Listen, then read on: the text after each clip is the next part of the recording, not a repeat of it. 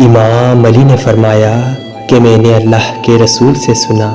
کہ رمضان کا پہلا عشرہ رحمت اور دوسرا عشرہ مغفرت اور تیسرا عشرہ دوزخ سے نجات کا ہوتا ہے۔ اے لوگوں، یاد رکھنا، جب رمضان کے 10 ایام گزر جاتے ہیں تو اللہ پاک انسانوں کی مغفرت کے لیے فرشتوں کو زمین پہ نازل کرتا ہے، جو ہر گھر جا جا کے انسانوں کو دیکھتے ہیں کہ جو انسان روزہ رکھتا ہے، اپنے گناہوں کی معافی مانگتا ہے، اللہ کی عبادت کرتا ہے تو فرشتے اس کے گناہ معاف کروا دیتے ہیں، اس کے نام اعمال سے مٹا دیتے ہیں۔ تو کسی نے پوچھا، یا علی، ہم ایسا کیا کریں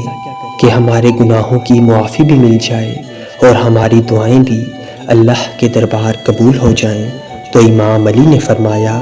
جیسے ہی رمضان کے دوسرے عشرے میں داخل ہو تو کثرت سے استغفار پڑھتے رہو، کیونکہ انسان کی دعا قبول نہ ہونے کی سب سے بڑی وجہ اس کے اپنے ہی کیے گئے گناہ ہوتے ہیں۔ جب تم دوسرے عشرے میں